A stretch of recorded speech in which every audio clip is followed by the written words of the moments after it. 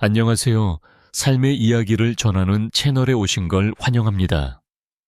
오늘도 활기차고 행복한 하루 보내시길 바랍니다. 지금부터 제 이야기를 들려드릴게요. 시작하겠습니다. 그날 밤 나는 조용히 아파트 문을 닫았다. 3살 된 딸을 품에 안고 조용한 복도를 천천히 걸었다. 엘리베이터 버튼을 누르는 손은 떨리고 있었다. 심장은 터질 듯 쿵쾅거렸다. 머릿속은 텅 비어 있었지만 단 하나의 생각만이 맴돌았다. 여길 떠나야 해. 딸아이는 차가운 밤 공기 속에서도 조용히 내 품에 잠들어 있었다. 아이의 약한 숨결은 내게 힘을 주는 것 같았다. 문득 우리가 이 집에 처음 이사 왔던 날이 떠올랐다. 그때는 모든 것이 희망이었고 신혼의 설렘으로 가득했다. 하지만 지금은 이곳은 폐허나 다름없었다. 사람들은 흔히 말한다. 아이를 위해 참아. 가정이 우선이지. 하지만 그런 조언은 때로는 칼날처럼 아팠다. 나는 충고도 판단도 원하지 않았다. 그저 누군가 나를 진심으로 이해해 주길 바랐다. 결혼 5년 차. 겉보기엔 평범한 가정이었다. 남편은 겉으로는 성실하고 제 시간에 출근하고 예의 바른 사람이었다. 친구들 앞에서는 나를 자기야라고 부르며 다정하게 굴었다. 하지만 닫힌 문 너머에서는 전혀 다른 사람이었다. 처음엔 말뿐이었다. 넌 왜 이렇게 눈치가 없어? 집에만 있으면서 뭘 그렇게 힘들어해? 그리고 점점 고함이 커졌고 물건이 날아다니기 시작했다. 내가 울고 아이가 놀라 울어도 그는 더 크게 소리쳤다. 조용히 해. 그런 날들이 반복되면서 나는 속부터 무너져 내렸다. 매일 밤 거울 앞에 서서 나 자신에게 물었다. 내가 뭘 잘못했을까? 참기만 하면 괜찮아질까? 하지만 참으면 참을수록 상황은 나빠졌다. 그는 점점 나를 집안의 그림자처럼 대하기 시작했다. 존재감조차 없는 사람처럼 느껴졌다. 그러던 어느 날 밤 딸아이가 조용히 내 귀에 속삭였다. 엄마 아빠 또 소리쳤어. 무서워. 가슴이 찢어지는 듯했다. 나는 스스로에게 물었다. 이런 공포 속에서 아이를 키우는 게 맞을까? 그리고 그 순간 결심했다. 이제 멈춰야 해. 내 아이는 평화로운 곳에서 자랄 자격이 있어. 그 결심이 선 순간부터 나는 움직이기 시작했다. 밤을 새워 작은 여행 가방 하나를 챙겼고 아이의 옷가지와 분유, 그리고 꼭 필요한 서류들만 담았다. 한 번도 혼자서 먼 길을 가본 적 없었지만 두려움보다 간절함이 더 컸다. 서울행 첫 새벽 버스를 타기 위해 터미널로 향했다. 차가운 새벽 공기 속 아이는 내 어깨에 기대 잠들었다. 버스가 출발하고 창밖으로 시골 풍경이 스쳐 지나갔다. 논밭, 오래된 초가집, 점점 멀어지는 고향, 그리고 마음 한켠에 무거운 미련. 서울에 도착했을 때 공기는 답답하고 낯설었다. 나는 결혼 전 잠시 지냈던 고시원을 떠올렸다. 전화로 물어보니 마침 빈방이 하나 있다고 했다. 방값은 저렴했지만 공간은 좁고 습했다. 하지만 그곳은 우리 둘이 새로 시작할 수 있는 유일한 장소였다. 그날 밤 아이를 재우고 좁은 책상 앞에 앉았다. 노트 한 장을 꺼내 이렇게 적었다. 이혼 후 첫날. 아직 무섭지만 오늘 나는 내 삶의 주인이 되기로 했다. 며칠 후 나는 아르바이트를 구하기 시작했다. 아이를 맡길 곳은 없었기에 낮 시간 동안 아이를 데리고 움직일 수밖에 없었다. 전단지를 나눠주며 카페, 편의점, 작은 가게들을 돌며 이력서를 건넸다. 아이를 데리고도 일할 수 있어요. 정말 열심히 할게요. 하지만 대부분의 곳에서는 미안하다는 말만 들려왔다. 그러던 중 동네 구석의 조용한 카페에서 연락이 왔다. 잠시 와서 일해 보실래요? 간단한 서빙이랑 설거지 정도예요. 나는 당장 달려갔다.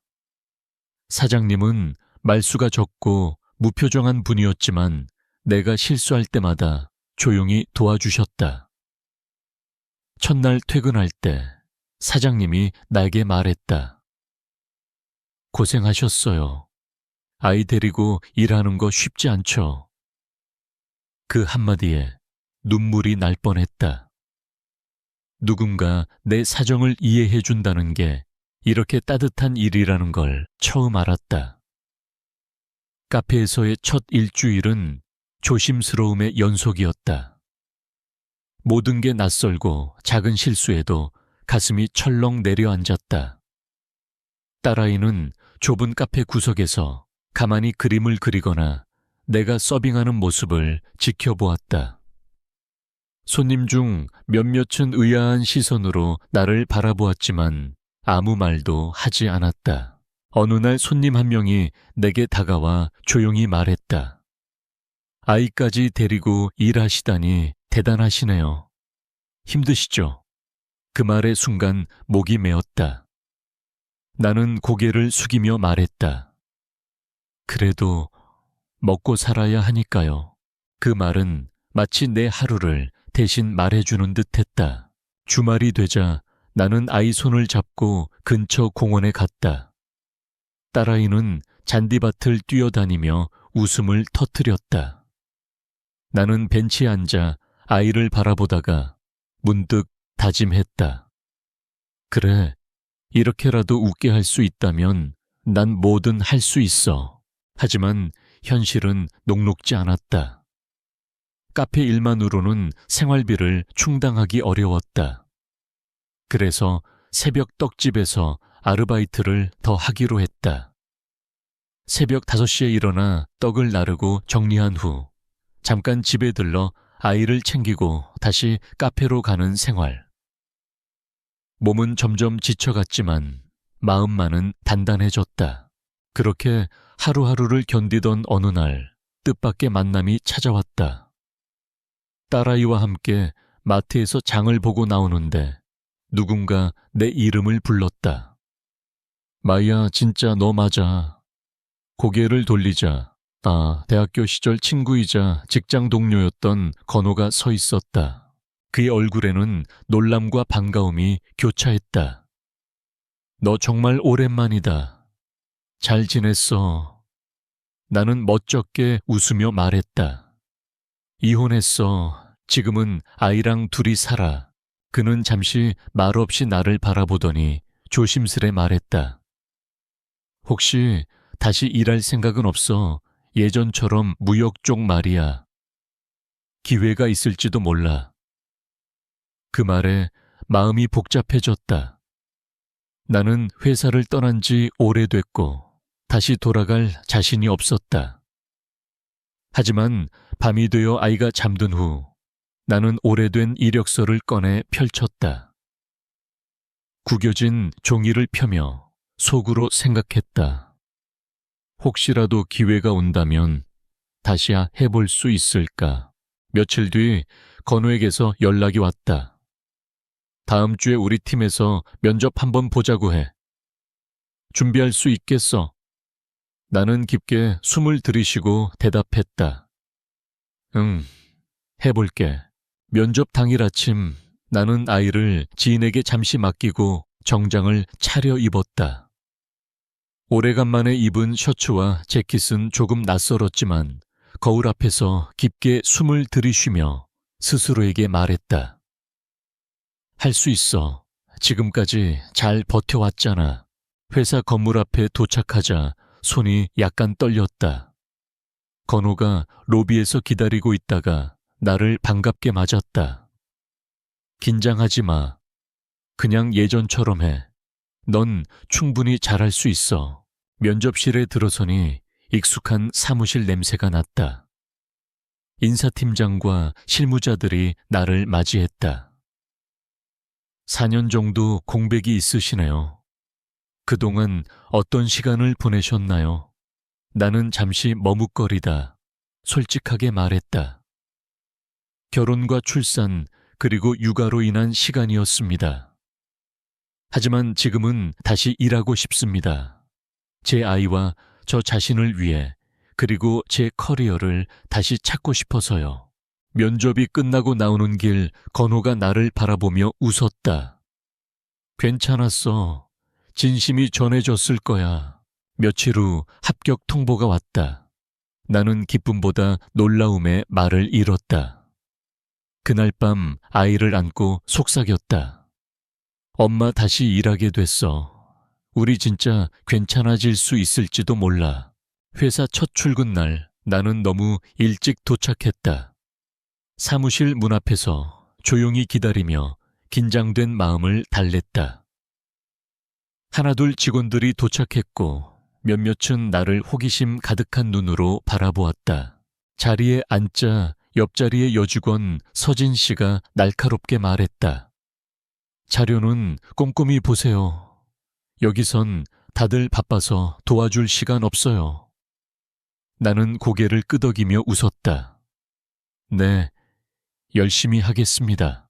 점심시간 구내식당 구석에서 혼자 식사를 하고 있는데 인사팀장이 다가와 앉았다. 적응하기 쉽지 않죠. 저도 한때 혼자 아이 키우며 버텼어요. 처음엔 다 어려워요. 하지만 곧 괜찮아져요. 그 말을 듣고 나는 눈을 들 수 없었다. 퇴근 후 집에 돌아오니 아이가 환하게 웃으며 말했다. 엄마 멋있다. 나는 아이를 꼭 안으며 대답했다. 고마워. 너 때문에 엄마가 더 열심히 할 수 있었어. 새로운 직장 생활은 생각보다 훨씬 더 치열했다. 회사의 속도는 빠르고 업무량은 많았으며 실수 하나에도 날카로운 피드백이 쏟아졌다. 처음 몇 주는 하루하루가 전쟁 같았다. 퇴근 후 집에 돌아오면 온몸이 뻐근했고 아이와 대화할 힘조차 남아있지 않았다. 그러던 어느 날 프로젝트 보고서에 큰 오류가 발생했다. 팀장은 회의 자리에서 나를 직접 지적하며 말했다. 이건 기본이 안 된 실수입니다. 다음부터 이런 일이 반복되면 곤란합니다. 회의실 안은 무거운 침묵으로 가득 찼다. 내 손은 떨렸고 눈앞이 흐려졌다. 퇴근길 나는 눈물을 참으며 버스에 올랐다. 버스 창밖으로 스쳐 지나가는 불빛들이 오늘따라 더 멀게 느껴졌다. 나는 정말 이 자리에 어울리는 사람일까? 의심이 꼬리에 꼬리를 물었다. 그날 밤 아이가 나를 꼭 안고 말했다. 엄마 힘들었어. 내가 엄마 토닥토닥 해줄게. 작은 손이 내 등을 두드리는 순간 눈물이 왈칵 쏟아졌다. 그래, 이렇게라도 버틸 수 있는 이유가 있잖아. 다음 날부터 나는 마음을 다잡았다. 새벽마다 일어나 업무 매뉴얼을 다시 읽고 동료들이 보낸 메일 하나하나를 복기했다. 시간이 날 때마다 자료를 정리하고 사소한 일에도 메모를 남겼다. 서진 씨의 말투는 여전히 날카로웠지만 때때로 조용히 팁을 알려주기도 했다. 그리고 드디어 첫 프레젠테이션 기회가 찾아왔다. 팀 전체 앞에서 새로운 거래처에 대한 전략을 발표해야 했다. 밤늦게까지 준비하고 아이가 잠든 후에도 노트북 앞을 떠나지 않았다. 아이의 작은 손이 마우스를 잡고 이거 예쁘다 엄마 화이팅이라 말해주었다. 발표 당일 나는 단정하게 머리를 묶고 회사에 들어섰다. 회의실 문을 열고 들어가는 순간 온몸이 긴장되었다. 하지만 프레젠테이션이 시작되자 신기하게도 목소리는 떨리지 않았다. 설명이 끝났을 때 팀장이 고개를 끄덕이며 말했다. 잘 정리하셨네요. 다음 회의에서도 이 흐름으로 가면 좋겠습니다. 조용히 박수가 나왔고 나는 마음 깊은 곳에서 안도의 한숨을 내쉬었다. 그날 퇴근길 마치 하늘이 조금은 더 넓어 보였다. 집에 돌아가 아이를 안으며 속삭였다. 엄마, 오늘 잘했어. 우리 조금씩 나아지고 있어. 며칠 후 인사팀에서 나를 따로 불렀다. 다음 분기부터 신규 프로젝트가 들어올 예정인데 혹시 팀 리더 보조 역할에 관심 있으세요? 나는 놀라 눈을 크게 떴다. 제가요. 지난 회의 때 발표와 자료 정리가 인상 깊었습니다. 시도해보는 건 어떨까요? 그 제안은 마치 나에게 주어진 또 하나의 문 같았다.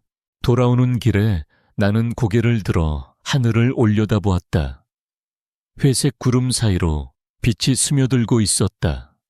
나는 속으로 다짐했다. 이 기회 절대 놓치지 않을 거야. 그날 밤 아이에게 말했다. 엄마 다음 주부터 좀 더 바빠질지도 몰라. 그런데 이건 좋은 일이야. 아이의 눈이 동그랗게 커졌다. 엄마 진급해. 나는 웃으며 고개를 끄덕였다. 비슷해. 엄마가 더 책임 있는 일을 맡게 됐어. 새로운 역할은 생각보다 훨씬 더 바빴다. 회의록 작성, 일정 조율 보고서, 초안 정리 등 매일 야근이 이어졌다. 집에 돌아가면 아이는 이미 잠든 시간. 미안한 마음에 조용히 아이 이마에 입을 맞췄다. 하지만 주말이면 나는 아이와 함께 꼭 시간을 보냈다. 도서관, 공원, 놀이방. 아이의 웃음소리는 나에게 가장 큰 보상이었다. 어느 날 아이가 내 손을 꼭 잡으며 말했다. 엄마, 나도 나중에 엄마처럼 멋진 어른이 되고 싶어. 그 말을 듣고 나는 눈시울이 붉어졌다. 내가 살아가는 이유, 버텨온 이유가 분명해졌다. 그리고 마침내 6개월 뒤 나는 공식적으로 팀 리더 자리에 발탁되었다. 출근 첫날, 책상 위에는 동료들이 준비한 작은 꽃다발이 놓여 있었다. 서진 씨도 조용히 다가와 말했다. 축하해요. 노력하신 거 다 알고 있어요. 그 말에 나는 고개를 숙이며 답했다. 감사합니다. 앞으로도 더 열심히 할게요. 그날 밤 나는 노트북을 열어 오래전 써두었던 메모를 다시 읽었다. 이혼 후 첫날. 아직 무섭지만 오늘 나는 내 삶의 주인이 되기로 했다. 그 아래에 새로 한 줄을 적었다. 그리고 지금 나는 그 약속을 지키고 있다. 팀 리더로서의 삶은 전보다 더 많은 책임을 요구했다. 하루에도 수십 개의 메일이 쏟아지고 결정을 내려야 할 순간들이 많아졌다. 이제는 누군가에게 지시하고 방향을 잡아줘야 하는 위치. 하지만 나는 예전과 달랐다. 두려움보다는 확신이 불안보다는 준비가 앞섰다. 이제는 내가 선택한 길을 걷고 있다는 자부심이 있었다.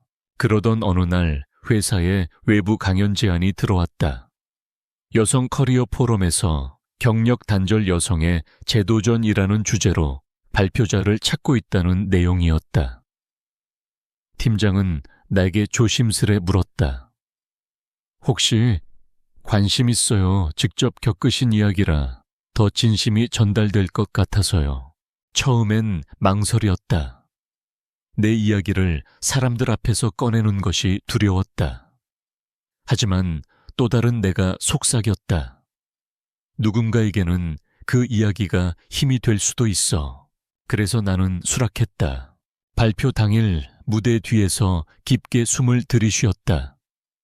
객석에는 다양한 연령대의 여성들이 앉아 있었다. 긴장했지만 나를 지탱한 건 지금까지 버텨온 시간들이었다. 안녕하세요. 저는 6년간의 공백을 딛고 다시 일을 시작한 워킹맘입니다. 이 한마디에 객석에서 고개를 끄덕이는 사람들이 보였다. 나는 결혼, 출산, 이혼, 그리고 재기의 과정을 담담히 이야기했다. 그리고 말했다. 우리는 모두 두 번째 시작을 할 자격이 있습니다. 비록 느리더라도 다시 일어설 수 있어요. 발표가 끝나자 박수가 쏟아졌다. 한 중년 여성이 다가와 내 손을 꼭 잡았다. 저도 이제 다시 시작해볼 용기가 생겼어요. 고마워요. 그 말은 어떤 칭찬보다 깊게 가슴에 남았다. 그날 밤 아이가 내게 말했다. 엄마, 오늘 멋졌어. 나도 나중에 무대에서 말할래. 나는 웃으며 말했다. 네가 원한다면 뭐든 할 수 있어. 엄마도 해냈으니까. 며칠이 지나 회사 로비에서 낯익은 얼굴을 마주쳤다. 대학교 시절 동아리 선배였던 지연 언니였다. 서로 놀라며 반가워했다. 어머, 여기서 일해. 나 이번 포럼 스태프로 왔는데. 짧은 인사를 나눈 뒤 지연 언니는 커피 한 잔을 권하며 말했다. 너 발표 정말 좋았어. 너처럼 담담하게 말하는 게 더 큰 감동이 되더라. 나는 쑥스럽게 웃으며 고개를 끄덕였다. 정말 긴장했는데 잘 전달됐다니 다행이야. 지연 언니는 조심스레 한 가지 제안을 했다. 혹시 우리 단체에서 정기적으로 강연하는데 한 번 더 해줄 수 있을까? 초보 워킹맘들에게 큰 힘이 될 것 같아서. 나는 잠시 고민했다. 바쁜 일정 속에 시간을 내야 한다는 부담도 있었지만 누군가에게 도움이 될 수 있다는 생각이 마음을 움직였다. 좋아요. 한번 해볼게요. 그날 이후 나는 퇴근 후 가끔씩 커뮤니티 센터나 온라인 포럼에서 강연을 하게 됐다. 처음에는 작고 소박한 자리였지만 점차 사람들이 늘어났다. 질문도 다양했다. 아이와 시간을 어떻게 나누세요? 불안한 감정은 어떻게 극복하셨나요? 혹시 지금도 후회하는 순간이 있나요? 나는 정답을 주려 하지 않았다. 다만 내가 느꼈던 감정들과 버텨낸 과정을 나누었다. 그 안에서 위로와 공감이 피어났다. 그러던 어느 날 한 통의 메일이 도착했다. 안녕하세요. 저는 당신의 강연을 들은 뒤 용기를 얻어 이력서를 넣었고 드디어 오늘 첫 출근을 했습니다. 진심으로 감사드립니다. 나는 모니터를 바라보며 조용히 웃었다. 그리고 혼잣말처럼 중얼거렸다. 내가 버틴 시간들이 누군가에게는 길이 될 수도 있구나. 강연을 하며 나 역시도 성장하고 있었다. 더 이상 나는 상처받은 사람이 아니었다. 누군가를 일으켜주는 사람으로 변해가고 있었다. 그리고 또 하나의 기회가 찾아왔다. 국립방송사의 다큐멘터리 팀에서 연락이 온 것이다. 경력 단절 여성의 이야기로 방송을 준비 중인데 인터뷰가 가능하실까요? 나는 다시 망설이었다. 공개된 방송이라는 점이 부담스러웠다. 하지만 아이와 함께한 삶, 그리고 내가 견뎌온 시간들이 누군가에게 또 한 번 희망이 될 수 있다면 나는 결국 고개를 끄덕였다. 촬영 당일 집에서 아이와 함께 지내는 모습부터 회사에서 일하는 장면, 그리고 퇴근 후 강연하는 모습까지 카메라에 담겼다. 방송이 나간 날 예상보다 많은 연락이 쏟아졌다. 응원의 메시지, 비슷한 고민을 털어놓는 이야기들, 심지어 어떤 이는 손글씨로 편지를 써서 사무실로 보내기까지 했다. 나도 할 수 있을 것 같다는 생각이 처음으로 들었어요. 그 문장을 읽고 나는 눈시울이 붉어졌다. 하루는 딸아이가 내게 물었다. 엄마는 왜 이렇게 많은 사람들이 응원해줘? 나는 웃으며 대답했다. 엄마가 도망치지 않고 끝까지 버텼기 때문이야. 그리고 그걸 본 사람들이 용기를 낸 거야. 그날 밤 나는 거실에서 홀로 앉아 조용히 다이어리를 펼쳤다. 맨 첫 페이지엔 여전히 그 문장이 적혀 있었다. 오늘 나는 내 삶의 주인이 되기로 했다. 그리고 그 아래에 나는 새롭게 한 줄을 더했다. 이제는 누군가의 길이 되어주기로 한다. 방송 이후로 삶은 조금 더 바빠졌다. 회사에서도 내가 방송에 출연한 사실을 알게 되었고 몇몇 동료들은 호기심 섞인 눈빛으로 나를 바라보았다. 그거 봤어요. 대단하시던데요. 처음엔 쑥스러웠지만 점차 나 자신을 당당하게 받아들이기 시작했다. 그 무렵 사내 복지팀에서 연락이 왔다. 직원 복지 세미나에서 일과 육아의 균형이라는 주제로 강연을 해주실 수 있나요?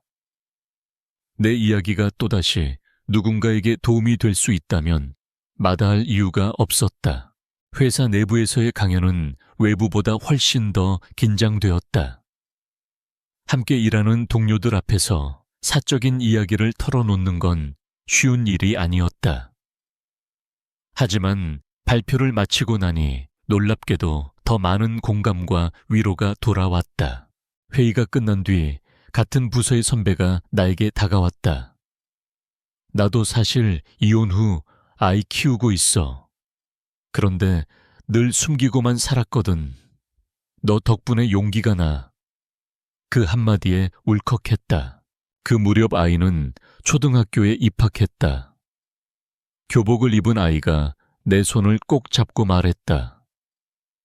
엄마, 나 이제 학교 가. 무섭지 않아? 엄마가 항상 옆에 있으니까. 나는 그 모습을 보며 생각했다. 우리 둘 다 참 많이 성장했구나. 학교 생활에 적응하는 아이를 보며 나도 새로운 도전을 꿈꾸게 되었다. 회사에서 기획팀으로 이동할 기회가 생긴 것이다. 지금까지는 실무 중심의 일이었지만 이제는 창의성과 전략을 요구하는 분야였다. 주저함도 있었지만 나는 과감히 도전했다. 이제는 실패가 두렵지 않았다. 시도하지 않으면 얻을 수 없다는 것을 배웠기 때문이다. 기획팀에서의 첫 프로젝트는 여성 소비자 대상의 브랜드 캠페인이었다. 나는 워킹맘의 입장에서 실제로 느낀 소비 불편과 니즈를 정리해 기획안에 담았다. 동료들은 현실적이고 생생한 시각에 감탄했다. 이건 실제 경험에서 나왔다는 게 느껴져요. 이런 게 우리가 놓치고 있었던 포인트네요.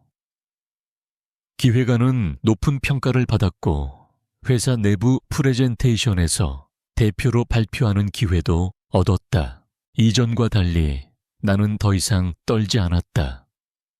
나의 이야기를 나의 방식으로 전달할 수 있다는 자신감이 생긴 것이다. 프로젝트가 성공적으로 마무리되자 나는 팀 내에서 핵심 인력으로 자리 잡았다. 그리고 회사 외부에서도 나를 찾는 곳이 점점 늘어났다. 한 여성 리더십 프로그램에서 연락이 왔다. 귀하의 여정이 많은 여성들에게 귀감이 되고 있습니다. 멘토링 프로그램에 함께 해주실 수 있나요? 멘토라니 처음 듣는 말이 낯설었지만 동시에 가슴 뛰는 일이기도 했다.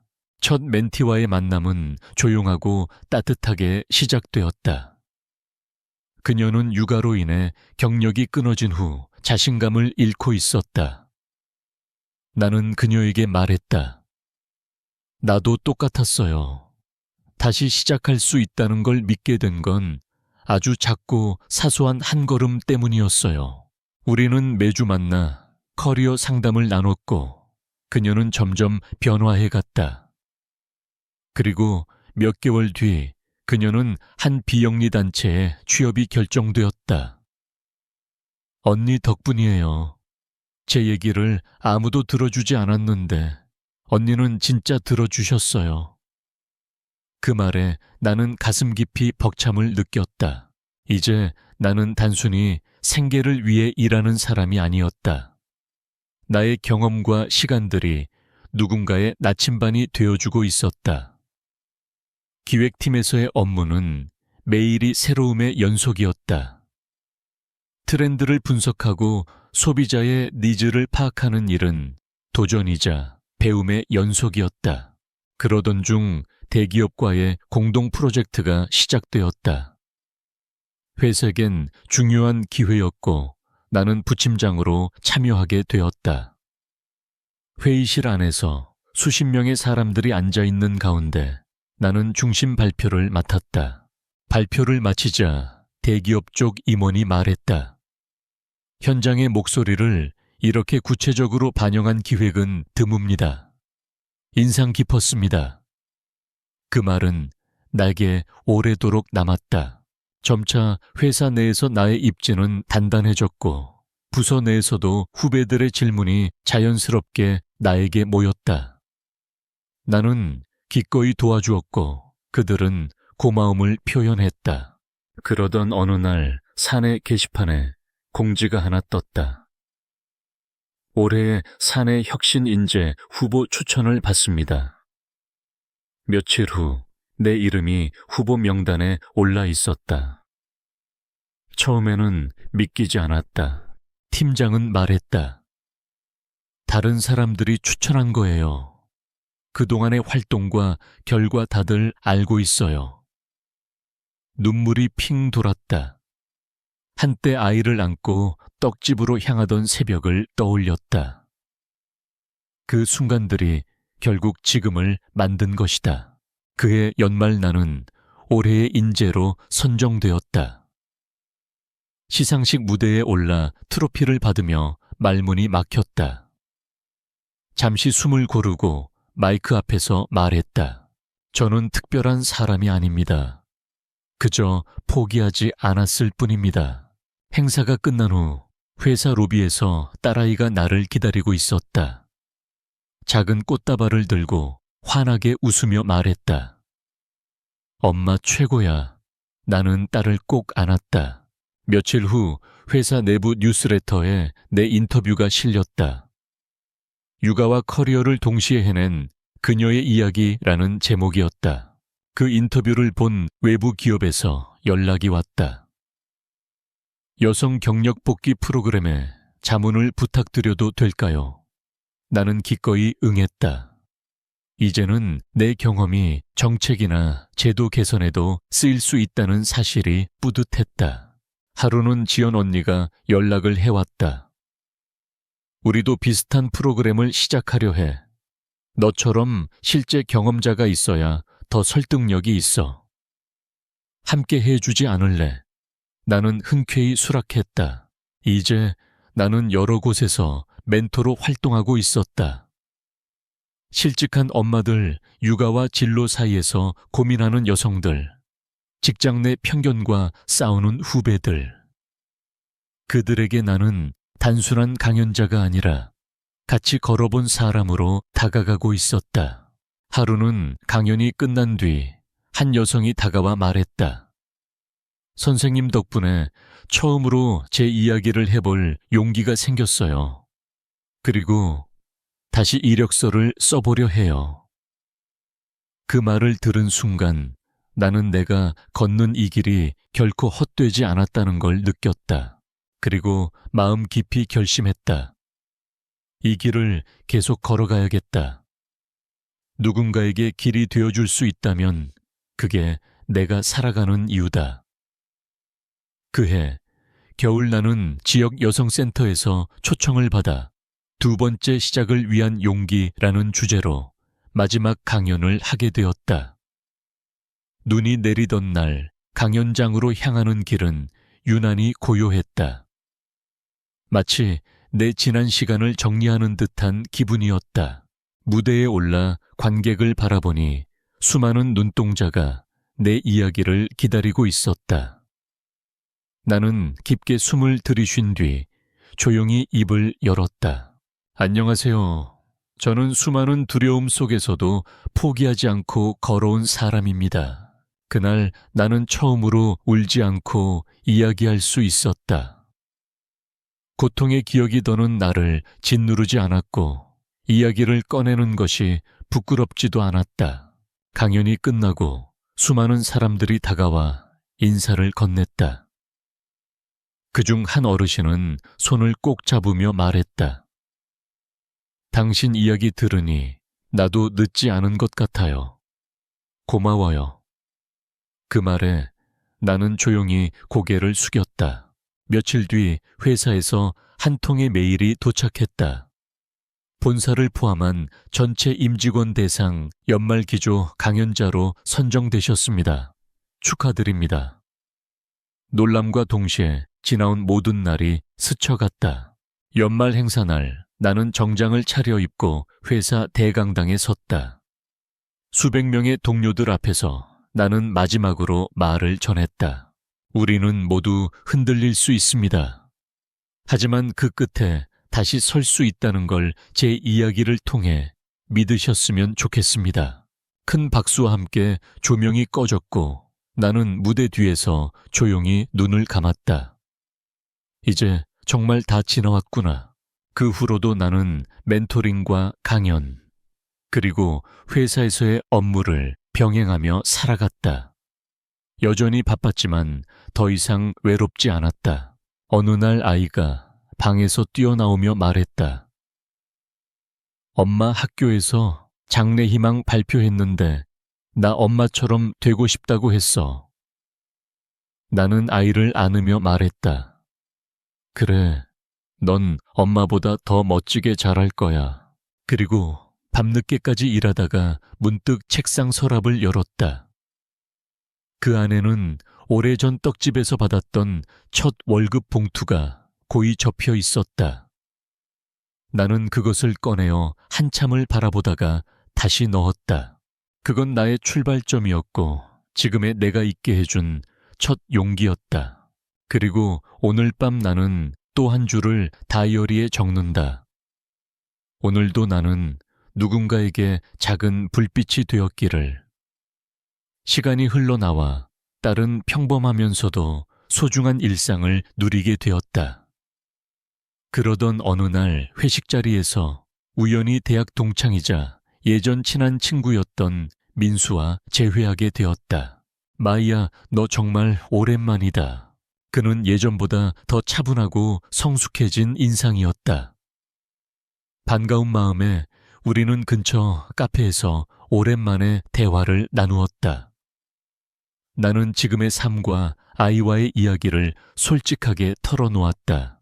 그는 조용히 듣다가 말했다. 혹시 지금 회사 옮길 생각은 없어? 우리 회사에 자리가 나는데 네가 지원하면 잘 맞을 것 같아. 예전에도 일 잘했잖아. 그 말은 나에게 오랜만에 다시 도전할 수 있는 기회를 안겨주었다.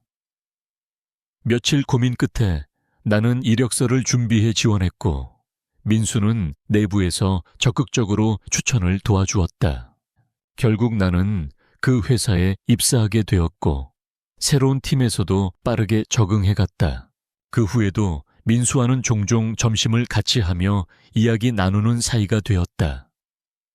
서로 바쁜 와중에도 따뜻한 메시지를 주고받으며 조심스레 마음을 키워갔다. 하루는 민수가 조용히 말했다. 나는 지금의 네가 정말 자랑스러워. 네 옆에 있고 싶어. 우리 진지하게 만나보지 않을래. 나는 놀랐지만 이상하게도 마음이 평온했다.